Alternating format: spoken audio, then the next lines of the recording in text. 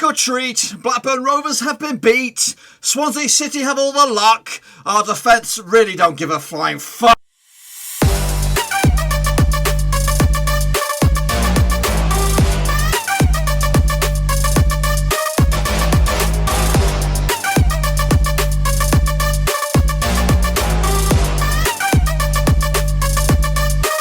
Right, folks, back once again with another match review, this time picking apart Blackburn Rovers' latest shambles, back-to-back losses as we lose down at the Vitality, or the Liberty. That's right, folks, back once again with another match review, this time picking apart Blackburn Rovers' latest shambles. That is right, of course, the defeat to Swansea City, and we'll get to that in just one second. If you're new to the channel, smash your subscribe button to keep you back up to date with all things Blackburn Rovers related, championship related, whoa, football related. We got it all here, boys. Under one Ruski, that's right, of course. Back-to-back defeats the Rovers, looking not very good at the moment, and it's absolutely been a horrific Halloween for me today. Not much going on in a positive avenue, of course. Absolute shit show for Rovers today. We'll talk more about that in a minute. I want a big shout out, of course, to the patrons. Support the channel behind the scenes. You know who you are, the VIP gang. We're up to 23 now, and the challenge has been set not by me, but one of the patrons, of course, Will Shepherd, of course, put down the benchmark for 25 patrons. That's right. He's not going to show his face. We need to come back, so get involved in the old patrons, which is a simple process. Just check out the old link down below in the old description, patreon.com/Rovers. You can put up the latest brother from another mother, just like the recent additions. Of course, we had a couple of additions recently. Who are we at? Ahmed Sochi recent addition. So welcome to the VIP exclusive gang, of course. Shane O'Donnell, of course, another one. Welcome to the gang as well, and of course, hot off the press, just the other day, Miles Austin, aka Natusha A. That was also a patron. So I do appreciate the guys, support the channel behind the scenes. I do appreciate it. I'm just a little bit down the dumps. Why am I down the dumps? Because of this shit show that is Blackburn Rovers. Of course, 2-0 now, back-to-back defeats. Yes, just I've been in the Halloween mood this whole week, trying to big up the Rovers, big up our chances, big up our opportunities. But what we're bigging up really is a big old pile of shit. Really, we look clueless today. We are of course we're creating chances, great scoring opportunities, but for hell or high water, we just can't put the ball in the back of the net anymore. And our defence is our Achilles heel. It's been our Achilles heel for years, absolutely years. And you know what? I'm really starting to think maybe, just maybe, something at the back, some major operation needs to be done at the back. Especially with this style of football that we're trying to play attacking football, but we're getting carved open left, right, and centre. And to be honest with you, I just don't believe in our defence at the moment. And it might be. I don't want to disrespect Ainsley Pearce is coming in there, a new keeper trying to get the new style of play under his belt, and he doesn't seem to have grasped it just yet. But I do believe in Ainsley Pearce. I think he's a quality keeper, but I do believe he is our backup, and that's the way it's going to remain for the time being. Once Kaminski can back, I do believe we can start to plug up the defence a little bit. Maybe, just maybe, we can start to get those clean sheets back in, because he went on a nice little run himself. Kaminski got 3 or 4 games with clean sheets, so hopefully we can get him back sooner rather than later, because we need to start getting the numbers back. Armstrong picked up a bit of a niggle earlier today, which is a major concern for us. Of course, leading the charge in not only for Rovers but also in the division as the highest goal scorer at the moment, according to my knowledge. Anyway, so yes, he picked up a niggle. But anyway, let's talk about the game itself. Ben Cabango scored the only goal for the first half to give Swansea the lead. Corner whipped in, nice and a good clean header, crisp goal. Realistically, I don't think many defences or goalkeepers would have saved that goal to give themselves an early lead in the second half. In the first half, 25 minutes on the clock to give Swansea the big fat W on that one. But yeah, Rovers tried. We huffed and puffed, but little to no end product at the end for Rovers. Just like it's been like against Reading, really. And today we drew a blank. We could not find the back of the net, which is a worry. Of course, we're known for scoring. We're known for our attacking avenues. We drew a massive blank against a well-organised Swansea City. In the second half, it was more the same, really. Pretty much bang on halfway through the second half. Andre Ayew, of course, the man who knows where the back of the net is, got the one and only goal in the second half to make it 2 to the good to Swansea. And pretty much game over. Rovers even tried to press a little bit further, and we nearly got found out a little bit at the back. Quick at the stats and figures there. Of course, Rovers did dominate possession, but it's to little or no effect. 59% possession for us, 41% for Swansea. It was a lot of backwards, sideways passing, impatient stuff for me. Rovers trying to carve open something, but realistically, those killer passes were not there today. We're starting to lack in midfield. When you look at our three-man midfield, we're playing two defensive midfielders when we used to be playing two attacking or more creative midfielders, and we're lacking that. The numbers are starting to dwindle, and we're starting to throw players that shouldn't really be playing, getting more game time than they would usually get. So your Jacob Davenports and such like Tyrese Dolan again brought on as a cameo, but to little or no effect. And he's starting to show his vulnerabilities as a youngster. Of course, he's got it in his locker. He has got it in his locker. But today was not his day. It's not anyone's day. Harvey Elliott looked. A lot of people just didn't look at the races today. So 11 shots on the day for both Swansea and 11 shots on the day for Rovers. 3 on target for Swansea, 2 of them in the back of the net. 4 on target for Rovers, none in the back of the net. They had 9 corners compared to our 5. A major weakness for us is our set piece ability. We've gone backwards. We're scoring goals prior to this, of course, looking very, very threatening moving forward. But set pieces, we look absolutely clear. We've got no threat. Even when the fully fit guys are back, your Rothwells, your Dacks, I do not believe we're good at set pieces. We've got no real clinical takers anymore. Mulgrew's gone, of course. Downing was gone. He could put in a nice put a pass out from a set piece. No problems. So we're lacking in that. I do want to see more of Barry Douglas, and maybe he is the answer. But to right here, right now, when you look at that, and we're throwing all our belief behind Lewis Holtby. And his ability, sometimes he can deliver something, but I just feel whenever we got a corner, whenever we got a free kick, I just don't believe. I don't believe that we're going to do anything from it. I think we're just scrambling to try and get something out of it, and to be honest with you, it just always makes me feel miserable. It's making me feel miserable at the moment for us. So it's 530 passes to 361, but ultimately the big score, the number that really does matter was the big fat 2 to the big fat 0 for Rovers. So anyway, let's take a look at the starting lineups for Rovers here coming at you.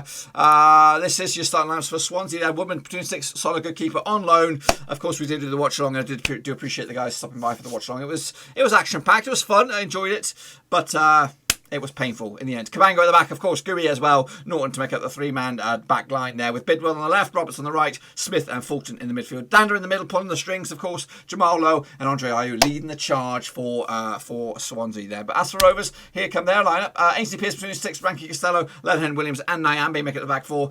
Kudos to Ranky Costello coming in. He's not really.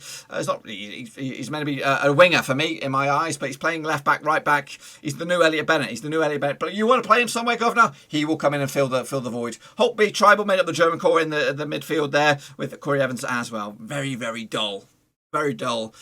And to be honest with you, I think Corey Evans had a couple of our best opportunities to try and get ourselves back into the game, but ultimately you don't want the ball to come to him in those shooting opportunities. Of course, Brereton on the left, Elliott down the right, and Armstrong down the middle. And again, drew a blank.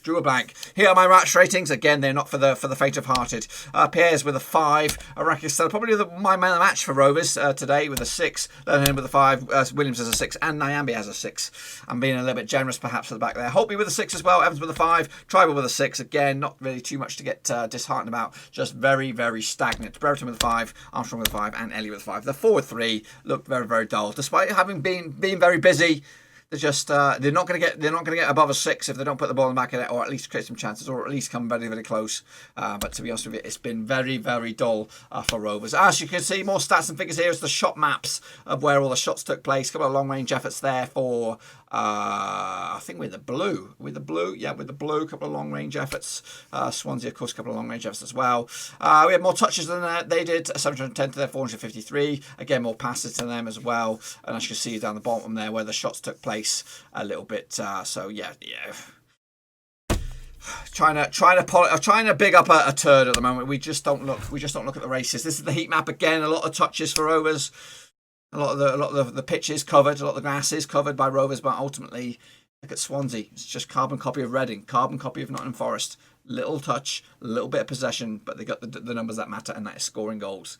It's the same story. It's a repeat. It's like you go out on Wednesday, you do shit, you wash it in the washing machine, and you turn it out again. Same shit. A lot of the ball, a lot of touches, trying to attack, trying a lot of attacking, bit of possession, all that. But at the end of the day, we're getting beat. We're getting beat. It's the same stories over and over and over again.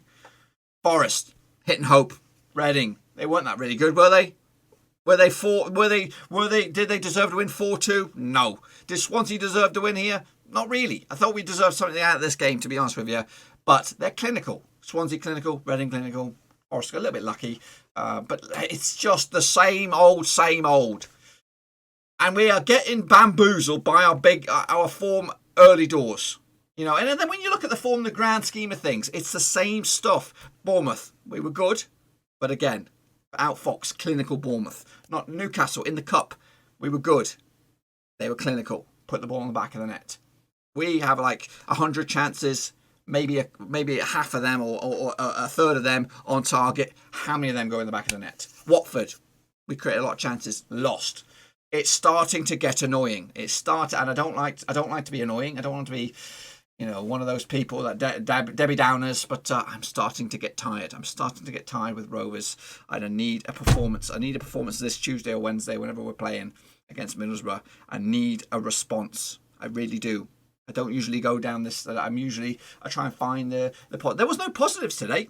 I could not really give you a positive for this performance. In fact, there's probably so many more negatives. There's abundance of negative. I cannot find a positive to come out of this. I can't say so-and-so come from the bench. Didn't see a new youngster coming out of the woods and staking a claim for spot. Frankie Costello is probably my only positive out of this game. Playing at a position that's a little bit foreign to him, and he did okay. The rest, nothing. And another major thing I'm kind of glossing over is the injury potentially to Adam Armstrong. That could be a monstrous negative for us. Anyway, yes, we'll look at that. We'll look at those in a minute. Let's hop back into here. Of course, you've heard a little bit what I'm about to say. What about the gaffer, Tony Mowbray? Give me something to get excited about, please, Tony. Talk to me, Tony. Talk to me. Well, ultimately, we were left disappointed. I think it was the goals we conceded today were very unlike us. I was just saying, I can't remember the last time we lost a goal direct from a corner kick and a straight header into the net. Maybe 2 years ago. It's our defensive record against set plays has been really, really good over the last. I think we were top in the division last year at defending set plays, but.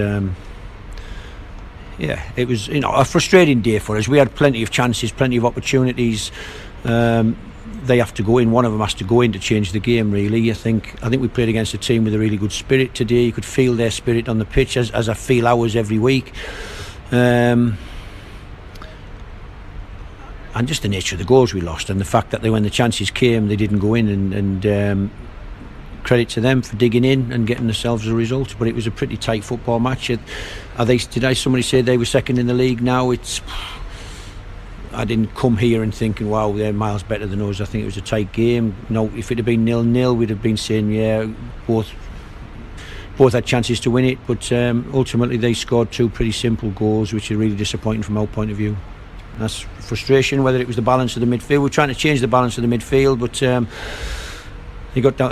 Goodness me, you don't mind getting teams scoring goals from good bits of play, but it wasn't really a good bit of play. He just swung it in the box, and it's. I think Dara said he slipped really, and the boys got in front of him as he slipped. And what do you say? It's. I do think Ayew's an exceptionally good player, one of the best striking players in the league, I think. But yeah. Listen, frustrating for us. It was one of them days. It didn't go in. We could have scored in the first few minutes, and what a different game it would have been if that chance had gone in the first minute or two. Adam Armstrong. How many times have we seen him step inside and put it in the bottom corner with his right foot? And then he's right at the end of the first half. He's had a one-on-one with the goalie. He's hit the goalie on the knee, I think, as he's come away, and he's normally might stick it underneath him and go in, but created the chances, the opportunities, didn't take them, and suffered because of it.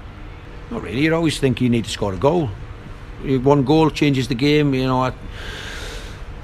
I always think we can score a goal, to be honest. But I think the confidence of the team, I think the confidence of the defenders was ultimately playing backwards, going back to the goalkeeper too often. Play forward.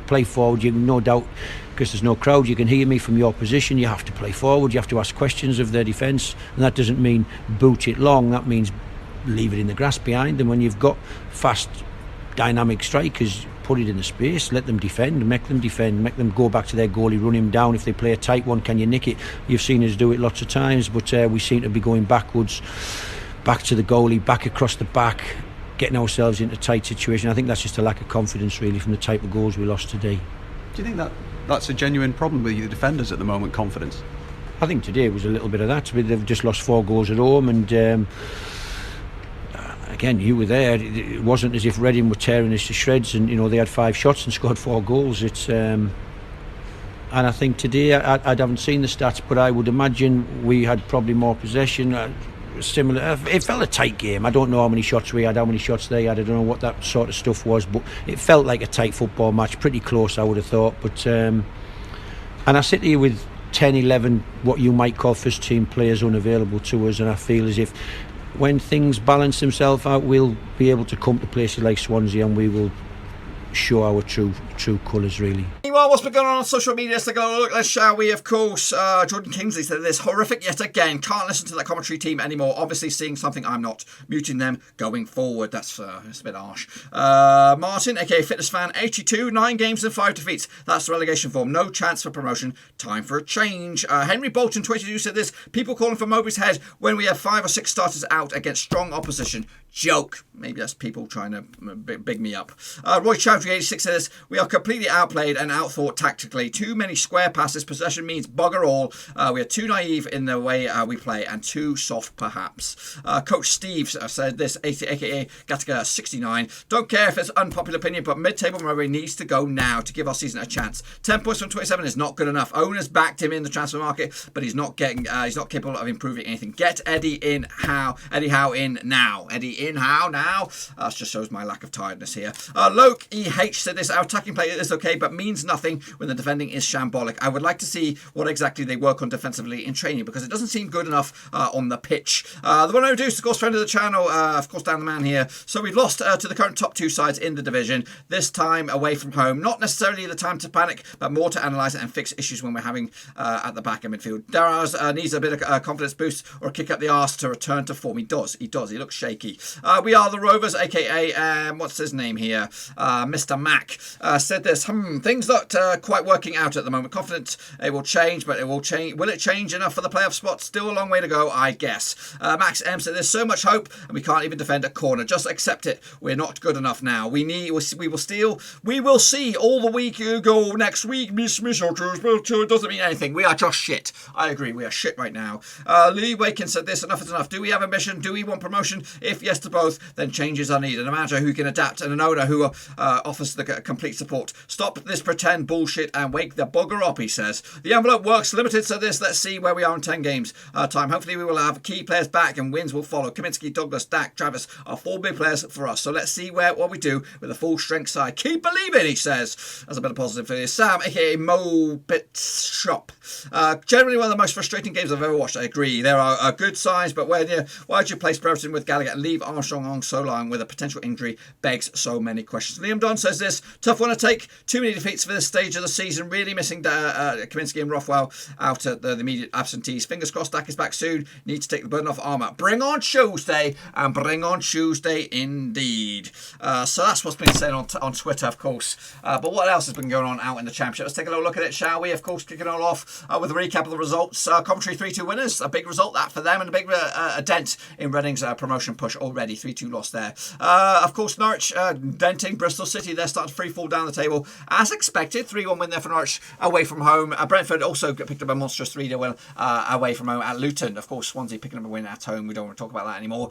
Stoke City 1, Rotherham 0. Barnsley picking up a big win against Watford as they also pick up some points there. It's actually a bit of a struggle there. Watford slipping up against Wickham and also slipping near against Barnsley. Bournemouth left it late, but they got a point, an equaliser against Derby, 1-1 in the end. QPR also left it late for a winner against Cardiff, 3-2 in the end. Our next opponents, Middlesbrough, 1-0 winners over Forest. It's the first defeat for Chris Hughton, and Preston Preston continue to lose at home. 2-1 loss to Birmingham. Huddersfield 3-0 winners away at Millwall as well. And Wickham, big win for them as they took care of business against Sheffield Wednesday. This is the table as it stands. Reading lead the charge, still 4 points clear now of Swansea, who move up into second, Bournemouth a third. Norwich, Middlesbrough, Watford make up your top 6. Millwall, Stoke, of course, not too far behind. Wickham, our biggest movers, of course. Sheffield Wednesday down the foot of the table, and Derby also in relegation zone. Rovers in closer to the drop zone than we are to the top 6. Of course, sitting in the middle of the field there in 14th spot. We need a win in our next match. Our next match is, of course, against Middlesbrough Tuesday night. Of course, clock go back for me. They're already gone back for you guys. But a recap of what else is going on this midweek games. Huddersfield against Bristol City. Of course, Sheffield Wednesday need a result against Bournemouth. Norwich City against Millwall. Brentford against Swansea. Cardiff against Barnsley. Reading against Preston. Watford against Stoke. Rotherham against Luton. Birmingham against Wickham. Forest against Coventry. And Derby against QPR. Both across Tuesday and Wednesday. Now, we'll have a prediction video for that bad boy pretty soon. Of course, it's been Halloween. It's been a night of horrors for me. It's actually been a week of horrors, losing to Reading and of course losing to Swansea today. Not been a great week, but hopefully just around the corner. The month of November is just right around here. Hopefully we'll have a fantastic month of November then. Again, we'll have a preview of the match very soon, so make sure you stick around for that bad boy. And again, make sure you come by for the old championship predictions. That's it, my friends. Hopefully you enjoyed the video. If you did, smash that thumbs up. And if you're new, bang your subscribe button. If you bang up to date with all things Blackburn Rovers related, championship related, well, football related, we're going to all here under one roofski. And of course, if you want to support the channel in another way, check out the links down below, patreon.com/Roverseas, and you'll hopefully be able to become the latest member of the Patreon gang. I do appreciate the patrons and all the viewers and also the subscribers, of course. So make sure you continue supporting the channel behind the scenes. I do appreciate it. I'm feeling very tired, very unhappy, very grumpy. I don't like... Today's been a shit day. We lost Sean Connery. Flipping Rovers are shit. My football team in America are shit. Everybody's shit. We need a response, and we need it now. I gotta go. I gotta go before I break something. And Halloween's over, and I don't get no candy, so I'm angry. I'll see you all that very soon anyway. Be safe out there. It is still trick or treating, maybe late trick or treaters. I'll see you all soon. Take it easy. Ciao for now.